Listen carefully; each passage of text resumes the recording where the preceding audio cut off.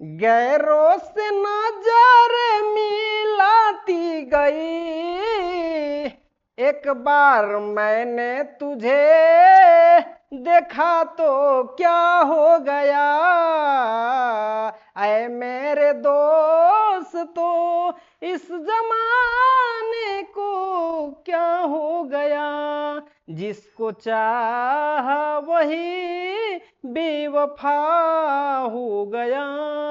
Hello मित्रों, आज की क्लास में आप सभी को तहे दिल से स्वागत करता हूं। आज मैं आपका टीएनए एग्जाम जो झारखंड सरकार द्वारा लिया जा रहा है उसी से रिलेटिव ईवीएस का कुछ इंपॉर्टेंट क्वेश्चन कराने वाला हूं, यानी कि इन्वायरमेंटल साइंस का क्वेश्चन यहां पर मैं लेकर के आया हूं और आप लोग अंत तक बने रहिएगा। यहां बहुत मस्ट इंपॉर्टेंट आज का क्लास बेहतरीन होने वाला है और जो भी क्वेश्चन मैं यहां पर बता रहा हूं इसी तरह का क्वेश्चन आपका टीएनए एग्जाम में पूछा जा रहा है, इसलिए आप लोग अंत तक बने रहिएगा।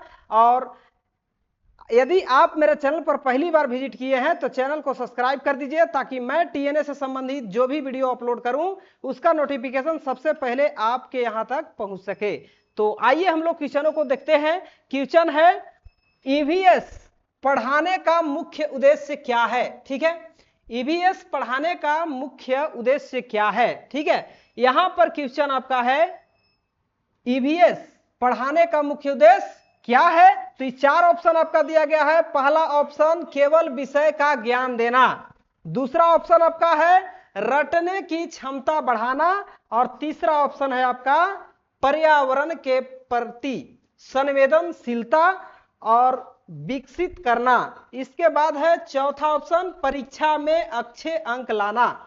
तो यहां पर आपका राइट आंसर क्या होगा क्वेश्चन के अकॉर्डिंग। देखिए ईवीएस पढ़ाने का मतलब पर्यावरण के बारे में, यहां पर ईवीएस को इन्वायरमेंटल मतलब पर्यावरण होता है और स्टडी भी हम लोग बोल सकते हैं।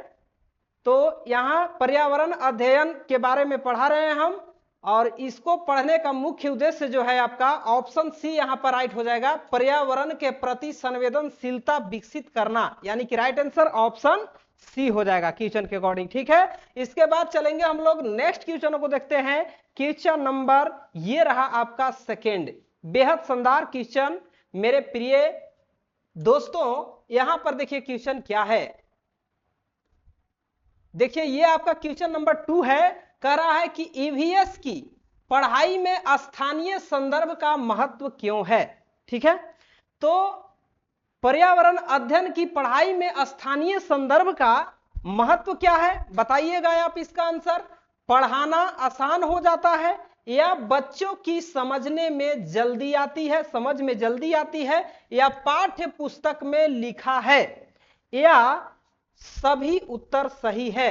तो इसका राइट आंसर क्या होगा, ईवीएस की पढ़ाई में स्थानीय संदर्भ का महत्व जो है बच्चों की समझ में जल्दी आती है, यानी कि राइट आंसर ऑप्शन बी हो जाएगा। चलिए नेक्स्ट क्वेश्चन को देखते हैं, बेहद शानदार क्वेश्चन मेरे प्रिय दोस्तों। यहां देखिए क्वेश्चन आपका नंबर 3 है। कहता है कि ईवीएस के प्रति शिक्षण में कौन सी विधि सबसे प्रभावशाली मानी जाती है। तो ईवीएस इन्वायरमेंटल स्टडीज के शिक्षण में कौन सी विधि सबसे प्रभावशाली मानी जाती है। तो यहां पर आप देख रहे हैं व्याख्यान विधि माना जाता है, या प्रयोगात्मक विधि माना जाता है, या रटना माना जाता है, या डिक्टेंशन माना जाता है। तो यहां पर डिक्टेंशन तो आपका होगा नहीं, रटना भी नहीं होगा, यहां पर व्याख्यान विधि केवल करने से भी नहीं होगा, यानी कि राइट आंसर ऑप्शन बी हो जाएगा, प्रयोगात्मक विधि। ठीक है, इसके बाद नेक्स्ट क्वेश्चनों को देखते हैं। क्वेश्चन नंबर 4 ये रहा। चलिए क्वेश्चन है आपका मेरे प्रिय मित्रों, यहां देखिए क्वेश्चन है कि बच्चों को पर्यावरण के प्रति जागरूक करने के लिए क्या करना चाहिए। ठीक है, बच्चों को पर्यावरण के प्रति यदि जागरूकता फैलाना है तो हमें क्या करनी चाहिए। चलिए, केवल थ्योरी पढ़ाना चाहिए, या गतिविधियों में भाग लेना चाहिए, या परीक्षा की तैयारी कराना चाहिए, या परियोजना कार्य करना चाहिए। तो केवल परियोजना आपका नहीं होगा, परीक्षा की तैयारी ये भी नहीं होगा। यहां पर केवल देखिए केवल वर्ड आ गया तो ये निगेटिविटी को भरता है, यानी कि ये आपका ऑप्शन गलत है। क्वेश्चन के according right answer option B ही सही होगा, गतिविधियों में भाग लेना। ठीक है, बच्चों को पर्यावरण के प्रति यदि जागरूक करना है तो उन्हें क्या करना होगा, गतिविधियों में भाग लेना होगा। इसके बाद नेक्स्ट क्वेश्चन हम लोग देखेंगे, क्वेश्चन नंबर 5। ये रहा क्वेश्चन, देखिए बेहद शानदार है। क्वेश्चन है कि ईवीएस की विषय वस्तु में कौन से विषयों का समावेश होता है। ठीक है, मतलब इसमें कौन सा विषयों का समावेश होता है, विज्ञान का होता है या सामाजिक विज्ञान का होता है, स्वास्थ्य और पर्यावरण का होता है या उपरोक्त सभी। तो यहां पर देखिए क्वेश्चन ईवीएस जो है पर्यावरण से संबंधित है, तो ये आपका विज्ञान में भी पढ़ने के लिए मिलता है, सामाजिक विज्ञान में भी मिलता है, और स्वास्थ्य और पर्यावरण पढ़ेंगे तो उसमें भी आपका आता है। तो ये आपका उपरोक्त सभी सही होगा, यानी कि ऑप्शन डी आपका राइट हो जाएगा। तो बने रहिएगा आप लोग अंत तक। और हाँ, यदि अभी तक आप मेरे चैनल को सब्सक्राइब नहीं किए हैं तो चैनल को सब्सक्राइब कीजिए और वीडियो को शेयर कर दीजिए, ताकि मैं आप लोगों के लिए लगातार वीडियो बना रहा हूं तो मेरा सार्थकता पूरा हो और आप लोग को भी जो है से यहां से बेनिफिट मिलता रहे। ठीक है, क्वेश्चन है पर्यावरण अध्ययन को बढ़ाने के लिए कौन सी विशेष रणनीति अपनाई जानी चाहिए। ठीक है, आप एक अच्छे शिक्षक हैं, आपको भली भांति ये सब क्वेश्चनों के बारे में पता है, लेकिन यहां पर मैं केवल आप लोगों को एक टाइप बता रहा हूं कि इसी टाइप का क्वेश्चन जो है आपका एग्जाम में पूछा जा रहा है और पूछा जाएगा। ठीक है, इसलिए आप लोग अंत तक बने रहिए और हर प्रकार के क्वेश्चनों को यहां पर देखिए। मैं हर तरह के क्वेश्चनों से आप लोगों को अवगत कराऊंगा। ठीक है, इसके बाद क्वेश्चन देखिए, यहां पर्यावरण अध्ययन को पढ़ाने के लिए कौन सी विशेष रणनीति अपनाई जानी चाहिए। ऑप्शन है आपका केवल किताब पढ़ाना चाहिए, तो नहीं, केवल किताब पढ़ाना नहीं चाहिए। केवल किताब पढ़ाने से पर्यावरण के बारे में अध्ययन अच्छे से नहीं कर पाइएगा। फिर है छात्र को केंद्रित शिक्षा देना चाहिए, या शिक्षक केंद्रित शिक्षा होना चाहिए, या पाठ याद करवाना चाहिए। तो यहां पर जो क्वेश्चन के अकॉर्डिंग राइट आंसर होगा मेरे प्रिय दोस्तों, उसका क्या हो जाएगा, ऑप्शन बी यहां पर राइट होगा, छात्र केंद्रित शिक्षा देना चाहिए। ठीक है, इसके बाद नेक्स्ट क्वेश्चनों को देखते हैं। क्वेश्चन आपका 7 रहा ये, और चलिए यहां पर क्वेश्चन देखते हैं हम लोग। क्वेश्चन क्या कहता है, क्वेश्चन कहता है मेरे प्रिय दोस्तों कि प्राथमिक स्तर पर ईवीएस का मूल्यांकन कैसे होना चाहिए। ठीक है, प्राथमिक स्तर पर ईवीएस मतलब पर्यावरण अध्ययन का मूल्यांकन कैसे होना चाहिए। केवल लिखित परीक्षा से होना चाहिए, या मौखिक परीक्षा से होना चाहिए, या सतत और व्यापक मूल्यांकन से होना चाहिए, या केवल रिपोर्ट कार्ड से होना चाहिए। तो यहां पर जो क्वेश्चन है उसके अकॉर्डिंग आपका राइट आंसर क्या हो जाएगा, ऑप्शन नंबर सी यहां पर राइट होगा, सतत और व्यापक मूल्यांकन से। ठीक है, चलिए नेक्स्ट क्वेश्चन को हम लोग देखते हैं। क्वेश्चन नंबर 8 ये रहा स्क्रीन पे। चलिए मेरे प्यारे मित्रों, क्वेश्चन है कि ईवीएस में सह अध्ययन का क्या मतलब है। ठीक है, सह अध्ययन का क्या मतलब है। ईवीएस में केवल एक विषय का पढ़ाना, या कई विषयों का एकीकरण करना, या केवल गणित पढ़ाना, या केवल विज्ञान पर ध्यान देना। तो क्वेश्चन के अकॉर्डिंग आपका राइट आंसर सह अध्ययन का मतलब जो है क्या होता है, कई विषयों का एकीकरण करना, यही आपका सह अध्ययन होगा, यानी कि राइट आंसर ऑप्शन बी हो जाएगा। चलिए बने रहिएगा आप लोग अंत तक। क्वेश्चन नंबर 9 यहां देखिए। चलिए क्वेश्चन देखिए 9 क्या है। क्वेश्चन 9 आपका है कि बच्चों में ईवीएस के प्रति रुचि कैसे विकसित की जा सकती है। ठीक है, बच्चों में ईवीएस के प्रति कैसे रुचि विकसित करना चाहिए, मतलब बच्चों में रुचि कैसे बढ़ेगा। डांटकर पढ़ाते हैं तो उससे रुचि बढ़ेगा, कभी नहीं, ये आपका रॉन्ग हो जाएगा। खेलों और गतिविधियों से तो यहाँ पर राइट आंसर जो है ऑप्शन बी ही देखने के लिए मिल रहा है, क्योंकि यहाँ देखिए रटवा कर तो ये होगा ही नहीं, केवल गृह कार्य देकर के ये भी नहीं होगा, यानी कि राइट आंसर आपका ऑप्शन बी ही हो जाएगा। ठीक है, देखिए पढ़ाई में बच्चे लोग को मन तभी लगता है जब उनको क्लास मनोरंजक तरह से पढ़ाया जाए। ठीक है, क्लास में तो ही बच्चा लोग को पढ़ने में मन लगता है। चलिए हम लोग नेक्स्ट क्वेश्चन को देखते हैं। बेहद शानदार क्वेश्चन है मेरे प्रिय मित्रों, करा कि पर्यावरण शब्द का अर्थ बताइए क्या होता है। तो पर्यावरण जो है उस शब्द का अर्थ क्या होता है, केवल पेड़ पौधे होता है, या हमारे चारों ओर की सभी चीजें होता है, या केवल जानवर है, या केवल नदी और पहाड़ है। तो केवल नदी पहाड़ आपका पर्यावरण नहीं होगा, केवल जानवर नहीं होगा, केवल लग गया, ये क्या हो गया आपका नेगेटिविटी वाला, ये क्या है नेगेटिविटी वाला कथन है, तो ये आपका रॉन्ग हो जाएगा।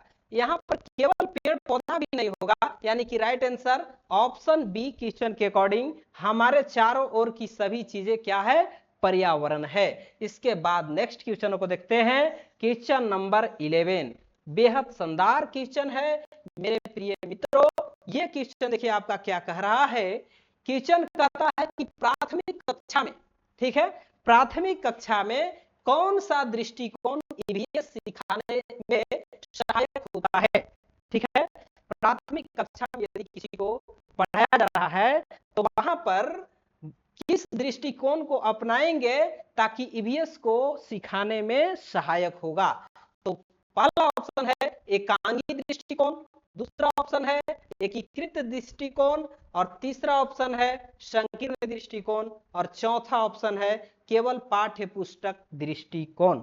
तो क्वेश्चन के अकॉर्डिंग राइट आंसर यहां पर प्रिय मित्रों ऑप्शन बी हो जाएगा, एकीकृत दृष्टिकोण। ठीक है, इसके बाद नेक्स्ट क्वेश्चन को देखते हैं, क्वेश्चन नंबर ये रहा 12, और ये आपका टीएनए में आने की पूर्ण संभावना, संभावित प्रश्न है ये, इसी तरह का प्रश्न आपका आने की संभावना है। कह रहा है कि ईवीएस में परियोजना कार्य का उद्देश्य क्या होता है बताइए। तो ईवीएस में परियोजना कार्य का उद्देश्य जो है क्या होता है, समय बिताना, या पढ़ाई से बचना, या व्यवहारिक अनुभव देना, या परीक्षा में पास कराना। तो केवल आप बच्चों को परीक्षा में पास करा देते हैं तो उससे बच्चा का भविष्य बन नहीं जाएगा। ठीक है, यहां पर पढ़ाई से बचना, पढ़ाई से यदि आप बचते हैं या बच्चा बचता है तो कामयाब बच्चा नहीं होगा। समय बिताना, केवल आप समय बिताते हैं तो वहां पर भी आपसे कुछ होने वाला नहीं है। यहां पर आपका राइट आंसर क्वेश्चन के अकॉर्डिंग व्यवहारिक तरीके से अनुभव देना, यही आपका राइट आंसर होगा, ऑप्शन सी। ठीक है, इसके बाद नेक्स्ट क्वेश्चनों को देखते हैं, क्वेश्चन नंबर 13। ठीक है, आज का क्लास बहुत जोरदार तरीके से मैं करा रहा हूं, इसलिए आप लोग अंत तक बने रहिएगा। हर तरह का क्वेश्चन मैं इस वीडियो में आप लोगों के लिए लेकर के आया हूं, और आप लोगों को कैसा लग रहा है ये क्वेश्चन आप लोग कमेंट बॉक्स में राय दीजिएगा। ठीक है, चलिए क्वेश्चन है कि बच्चों में वैज्ञानिक दृष्टिकोण विकसित करने के लिए क्या आवश्यक है बताइए। ठीक है, यहां पर बच्चों में वैज्ञानिक दृष्टिकोण विकसित करना है तो इसके लिए क्या जरूरत है, पढ़ाई को कठिन बनाना, या प्रश्न पूछने के लिए प्रेरित करना, या केवल उत्तर देना, या केवल रटाना। ठीक है, किसी को रटा देते हैं या वो रट जाता है तो इससे उसका वैज्ञानिक दृष्टिकोण जो है से विकसित नहीं होगा, केवल उत्तर देने से भी नहीं होगा, यहां पर पढ़ाई को कठिन बना देंगे तो इससे भी नहीं हो जाएगा। उसका जो राइट आंसर होगा क्वेश्चन के अकॉर्डिंग ऑप्शन बी होगा, प्रश्न पूछने के लिए प्रेरित करना चाहिए। ठीक है, बहुत से बच्चे जो हैं से क्या करते हैं, प्रश्न ही नहीं पूछते हैं, चीजों को जानते नहीं हैं। ठीक है, यहां तक कि शिक्षकों से डरते हैं। तो उनको ऐसा करें कि आपसे प्रश्न पूछने के लिए प्रेरित हो जाए। ठीक है, क्वेश्चन है 14, कहता है कि ईवीएस में प्रेक्षण कौशल कैसे सिखाया जा सकता है, और यहां पर हम लोग इस क्वेश्चन का आंसर ढूंढने का प्रयास करेंगे। क्वेश्चन है कि चित्र दिखाकर, मौखिक पढ़ाकर, या स्वयं देखने और अनुभव कराने के द्वारा, या कहानी सुनाकर। तो क्वेश्चन के अकॉर्डिंग जो राइट आंसर होगा ऑप्शन यहां पर सी आपका राइट हो जाएगा। स्वयं देखने और अनुभव करने के द्वारा, ये आपका राइट आंसर होगा। ठीक है, ईवीएस में यदि प्रेक्षण कौशल आप किसी को सिखाना चाहते हैं तो उसके लिए क्या करना होगा, स्वयं देखने और अनुभव करने के द्वारा आप उसको सिखा सकते हैं। इसके बाद क्वेश्चन 15 देखेंगे हम लोग। ये रहा आपका स्क्रीन पे और बेहद शानदार क्वेश्चन है प्रिय मित्रों। ये देखिए क्वेश्चन कहता है कि कौन सी गतिविधि ईवीएस में शामिल नहीं है। ये कि आज का क्लास जो है बेहद आपका शानदार होने वाला है, इसलिए अंत तक बने रहिएगा। इस वीडियो के माध्यम से आप लोगों को मैं यहाँ पर 50 क्वेश्चनों को कवर करने वाला हूँ, इसलिए आप लोग लगातार जो है अंत तक बने रहिएगा। ठीक है, अब देखिए कह रहा है कि कौन सी गतिविधि ईवीएस में शामिल नहीं है। चलिए, पौधारोपण या जल परीक्षण या गणितीय सूत्र याद करना या कचरा प्रबंधन। तो देखिए हम लोग ईवीएस की बात कर रहे हैं, यानी कि पर्यावरण अध्ययन की बात कर रहे हैं। तो यहाँ पर आपका कचरा प्रबंधन जो है ये आपका ईवीएस में शामिल है, और जल परीक्षण भी है और पौधारोपण भी आ जाएगा। यानी कि आपका गणितीय सूत्र याद करना, इसमें आपका पर्यावरण में इसका कोई महत्व नहीं है। तो राइट आंसर ऑप्शन सी यहाँ पर हो जाएगा, क्योंकि क्वेश्चन हमारा नेगेटिव पूछा जाता है तो हमारा आंसर नेगेटिव ही होगा। ठीक है, इसके बाद नेक्स्ट क्वेश्चन देखेंगे, क्वेश्चन नंबर 16। ये रहा आपका। चलिए यहाँ पर क्वेश्चन क्या है, क्वेश्चन है आपका कि ईवीएस की कक्षा में शिक्षक की भूमिका क्या होनी चाहिए। ठीक है, आप लोग कमेंट बॉक्स में राय दीजिएगा कि मेरा पढ़ाने का शैली क्या है, मैं कैसे पढ़ा रहा हूँ। ठीक है, देखिए क्वेश्चन है कि ईवीएस की कक्षा में शिक्षक की भूमिका क्या होनी चाहिए। केवल जानकारी देना या बच्चों को डराना या मार्गदर्शक और सहायक या कठोर अनुशासन करता। तो यहाँ पर क्वेश्चन आपका करा है कि ईवीएस की कक्षा में शिक्षक की भूमिका क्या होनी चाहिए। मतलब जब कोई शिक्षक ईवीएस पढ़ा रहे हैं तो वहां पर शिक्षक की क्या भूमिका होनी चाहिए। तो शिक्षक की भूमिका होना चाहिए कि मार्गदर्शक और सहायक, यानी कि बच्चों की सहायता करें और बच्चों को मार्गदर्शन दे। ठीक है, यानी कि राइट आंसर ऑप्शन सी हो जाएगा। चलिए नेक्स्ट क्वेश्चन देखते हैं। और हाँ, यदि अभी तक आप मेरे चैनल को सब्सक्राइब नहीं किए हैं तो प्लीज मेरे चैनल को सब्सक्राइब कीजिए और वीडियो को शेयर कीजिए। आप लोगों के लिए मैं यहाँ इतना मेहनत कर रहा हूँ, इसलिए मेरा मेहनत तभी कामयाब होगा जब आप मेरे वीडियो को लाइक, शेयर और सब्सक्राइब कीजिएगा। ठीक है, चलिए क्वेश्चन है कि पर्यावरणीय मुद्दों पर चर्चा क्यों जरूरी है। तो पर्यावरणीय मुद्दों पर यहाँ पर चर्चा क्यों जरूरी है। तो पर्यावरणीय मुद्दा जो है उस पर चर्चा इसलिए जरूरी है कि सजग और नागरिक बनने के लिए, मतलब सजग नागरिक यदि आपको बनना है तो इसके लिए क्या करना होगा, पर्यावरणीय मुद्दे पर बात करनी होगी, तब आपको अधिक से अधिक पर्यावरण के बारे में जानकारी होगी। ठीक है, इसके बाद क्वेश्चन है नेक्स्ट। चलिए नेक्स्ट क्वेश्चन को देखते हैं, क्वेश्चन नंबर 18। ये रहा आपका। थोड़ा सा समय तो जा ही रहा है, लेकिन ऐसे क्वेश्चन को आप देख लेते हैं तो आपको कहीं ना कहीं ये क्वेश्चन आपका उपयोगी हो जाएगा जेटेट और सीटेट के लिए भी। ठीक है, इसलिए बने रहिएगा अंत तक। क्वेश्चन है कि ईवीएस पढ़ाते समय बहुसंवेदी दृष्टिकोण क्यों आवश्यक है। ठीक है, तो यहाँ पर देखिए ईवीएस पढ़ाते समय बहुसंवेदी दृष्टिकोण क्यों आवश्यक है। बच्चे बोर हो जाते हैं इसलिए, या सीखने की रुचि बढ़ती है इसलिए, या परीक्षा में नंबर बढ़ते हैं, या पढ़ाई आसान हो जाती है। तो यहाँ पर क्वेश्चन आपका कह रहा था कि ईवीएस पढ़ते समय बहुसंवेदी दृष्टिकोण क्यों आवश्यक है। तो बहुसंवेदी यहाँ पकड़िएगा, आपका वर्ड देखिए, क्वेश्चन में एक एक वर्ड को पकड़ते चलिए आपका आंसर आ ही जाएगा।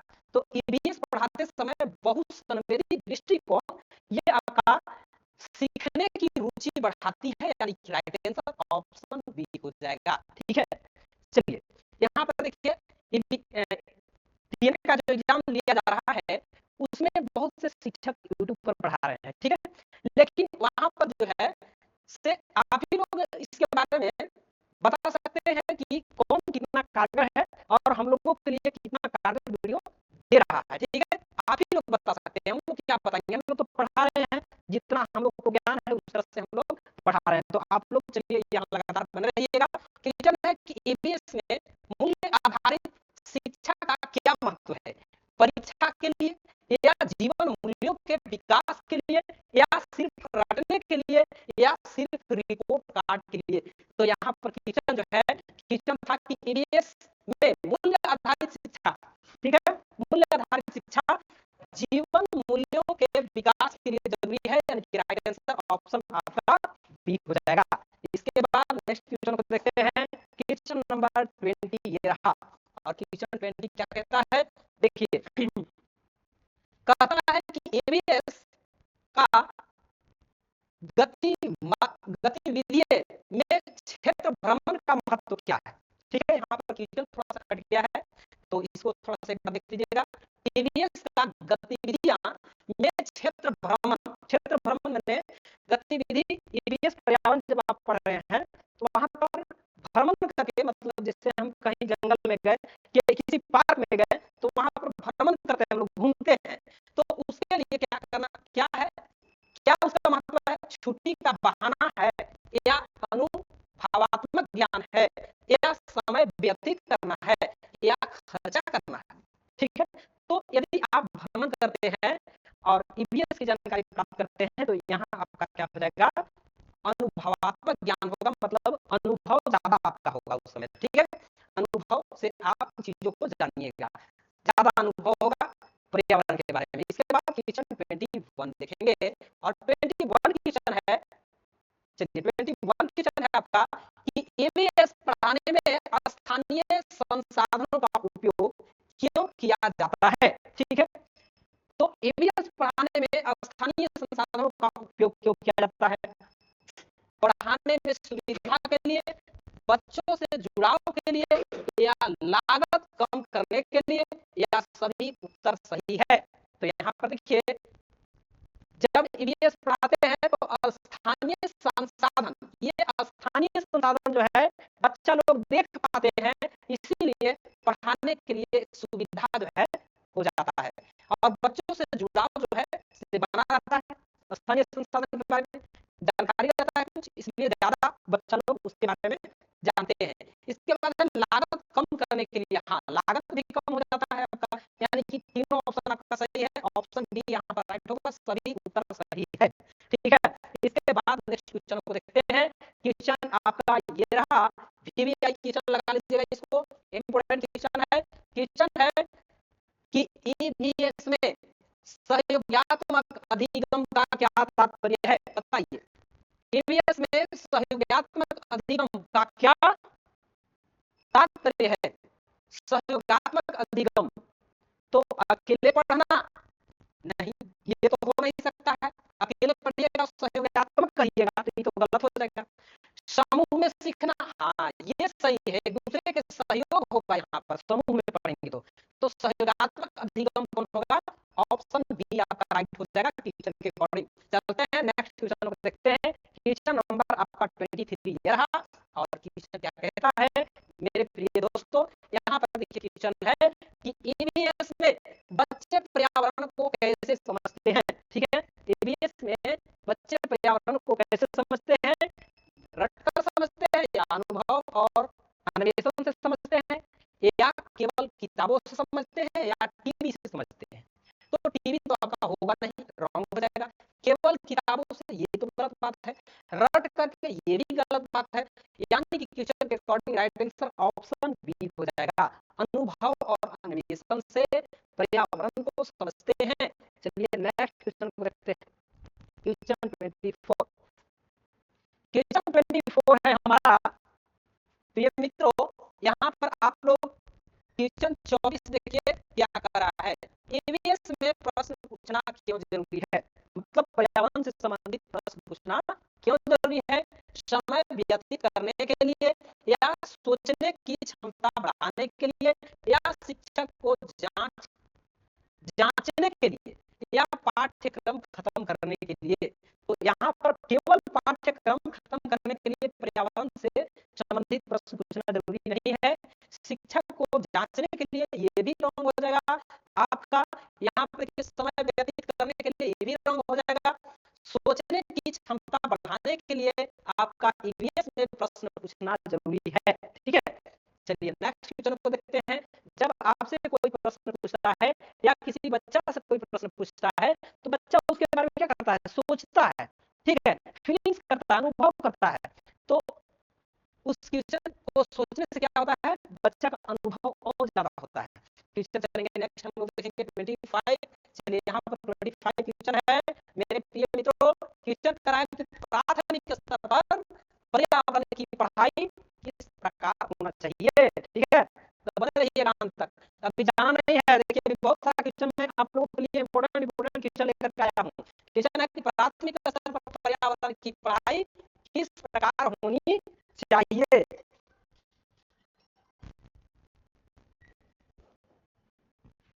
चलिए तो यहाँ पर देखिए प्राथमिक स्तर पर पर्यावरण की पढ़ाई किस प्रकार होनी चाहिए। जटिल और कठिन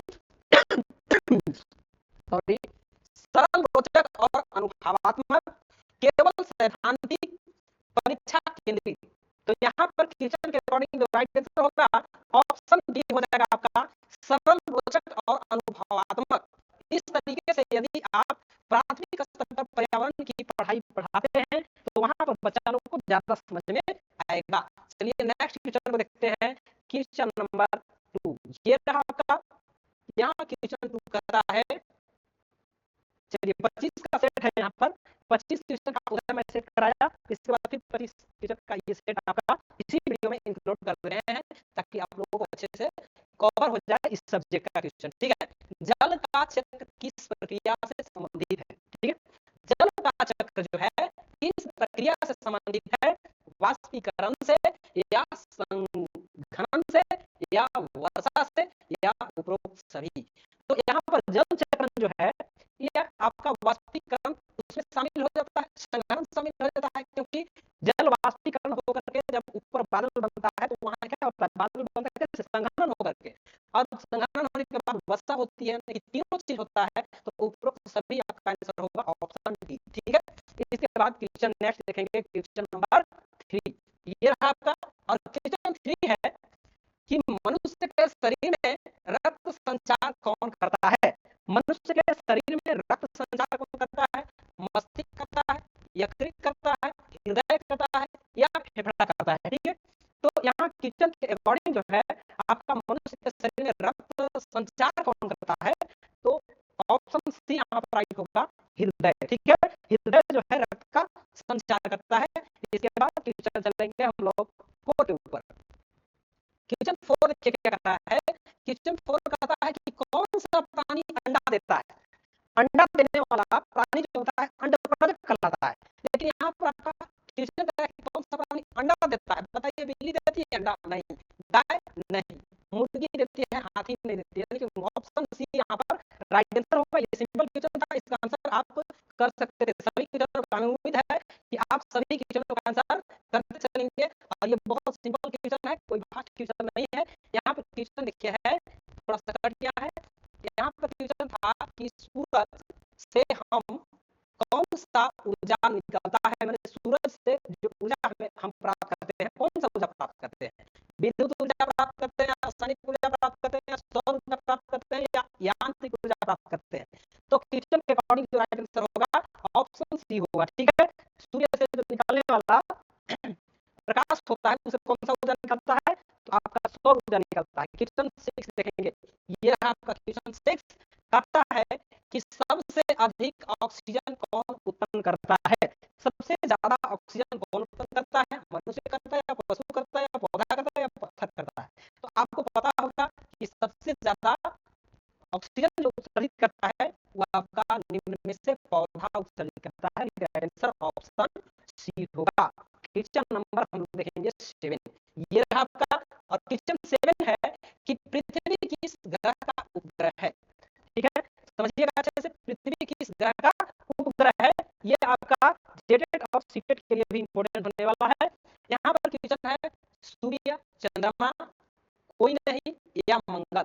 तो पृथ्वी किस ग्रह का उपग्रह है, तो ये आपका कोई नहीं, यहाँ पर ऑप्शन सी हो जाएगा, कोई नहीं। ठीक है, किसी का भी उपग्रह नहीं है, पृथ्वी तो आपका ग्रह है, उपग्रह है। इसके बाद क्वेश्चन नेक्स्ट क्वेश्चन नंबर ये रहा आपका 8। क्वेश्चन 8 कहता है कि गंदा पानी पीने से कौन सा रोग होता है, बताइए। गंदा पानी पीने से मलेरिया होता है, टाइफाइड होता है, कैंसर होता है, मधुमेह होता है। तो यहाँ पर मलेरिया नहीं होगा, कैंसर नहीं होगा, मधुमेह नहीं, राइट आंसर ऑप्शन बी होगा, टाइफाइड होता है। इसके बाद हम लोग देखेंगे नेक्स्ट क्वेश्चन नंबर 9।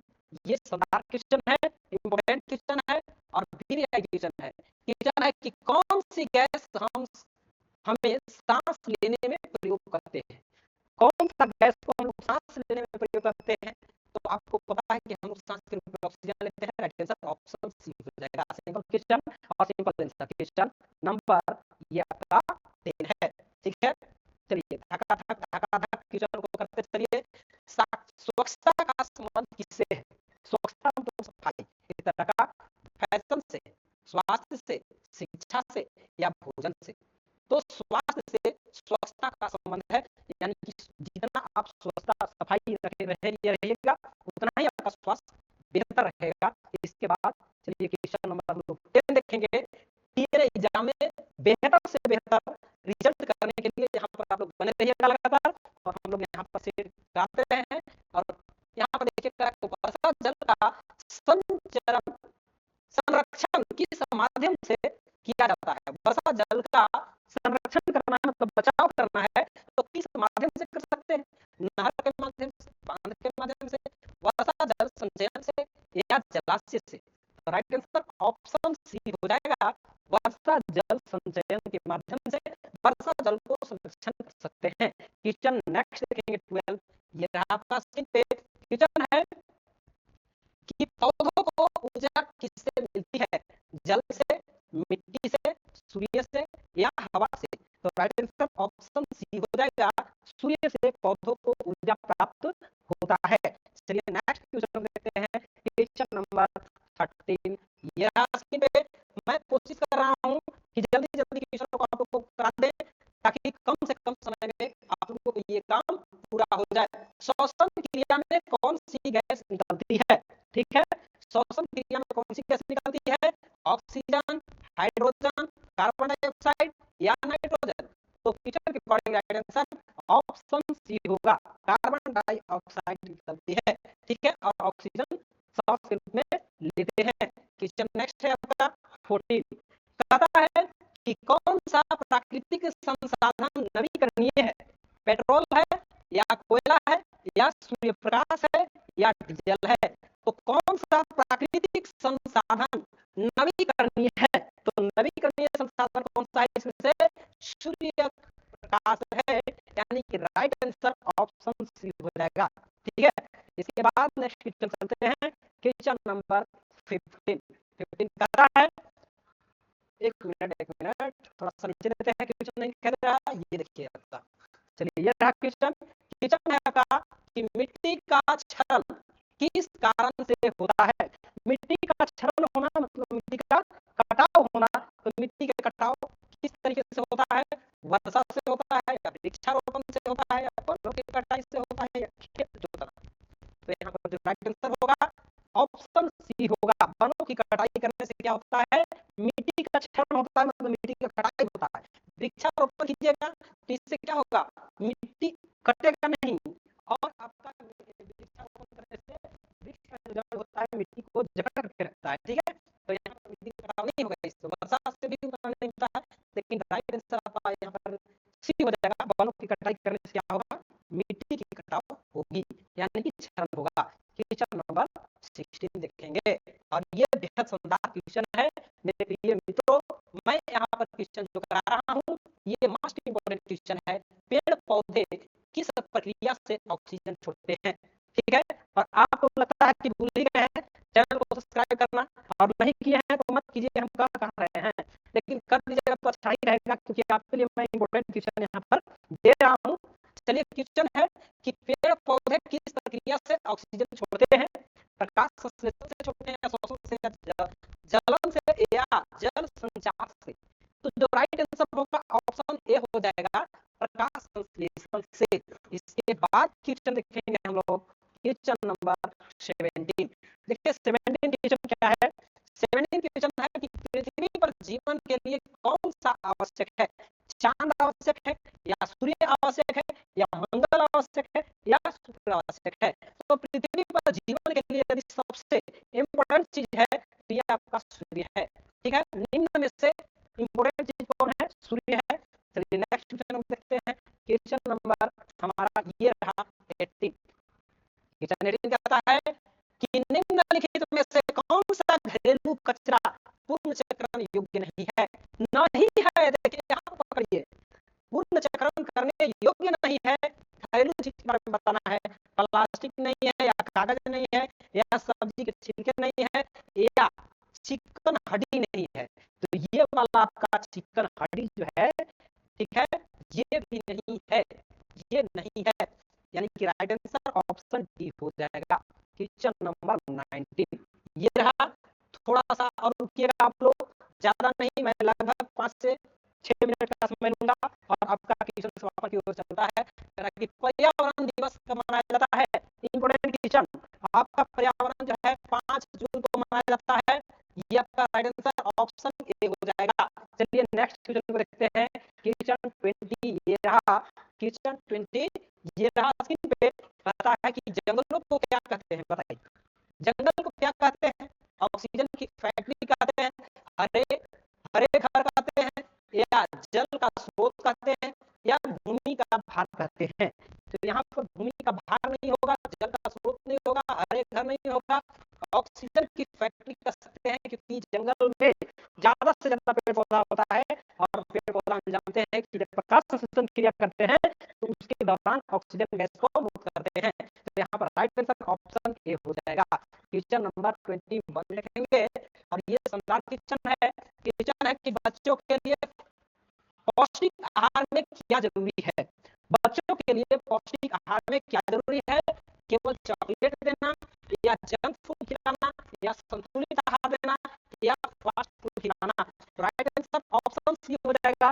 संतुलित आहार यदि बच्चा को कराते हैं तो वह एक प्रकार का पौष्टिक आहार है। इसके बाद नेक्स्ट क्वेश्चन देखते हैं। क्वेश्चन नंबर 22 कहता है कि फेफड़ों को स्वस्थ रखने के लिए क्या आवश्यक है? फेफड़ा को स्वस्थ रखने के लिए क्या आवश्यक है? धूम्रपान करना, या शुद्ध हवा देना, या कार धुआं, या बंद कमरा? राइट आंसर ऑप्शन डी हो जाएगा, शुद्ध हवा। फेफड़ों को स्वस्थ रखना है तो शुद्ध ऑक्सीजन चाहिए, शुद्ध हवा चाहिए। ठीक है, इसके बाद क्वेश्चन हम लोग देखेंगे 23 रास्किन पे कहता है कि सबसे बड़ी जलधारा कौन सी है? सबसे बड़ी जलधारा आपका यमुना है, कि नर्मदा है, कि गंगा है, कि अमेजन है? तो आपको पता है कि सबसे चौड़ी नदी हमारा कौन सा है? अमेजन है विश्व का, यानी कि राइट आंसर ऑप्शन डी हो जाएगा। अमेजन जो है सबसे बड़ी जलधारा देता है। इसके बाद नेक्स्ट क्वेश्चन नंबर 24 ये रहा आपका। क्वेश्चन 24 कहता है मेरे प्रिय दोस्तों, कहता है कि स्कूलों में बच्चों को पर्यावरण शिक्षा क्यों दी जाती है? मतलब स्कूल में बच्चा लोग को पर्यावरण से संबंधित शिक्षा क्यों दिया जाता है? परीक्षा पास करने के लिए, भाषा शैली सुधारने के लिए, पर्यावरण के प्रति जागरूकता फैलाने के लिए, या मनोरंजन के लिए? तो जो राइट आंसर होगा ऑप्शन सी होगा। इससे अच्छा कोई आंसर मुझे नहीं लगता है। पर्यावरण के प्रति जागरूक करने के लिए, यानी कि आपका क्वेश्चन आज का लास्ट है यहाँ पर, और मिलते हैं हम लोग नेक्स्ट वीडियो में। तब तक के लिए थैंक्स। यदि आप लोगों को मेरा यह क्लास अच्छा लगा होगा तो आप मेरे चैनल को सब्सक्राइब कीजिए और वीडियो को शेयर करना नहीं भूले। ठीक है, चलिए इसका शेयर नहीं चाहिए, फटाफट शेयर कर दीजिए। ठीक है।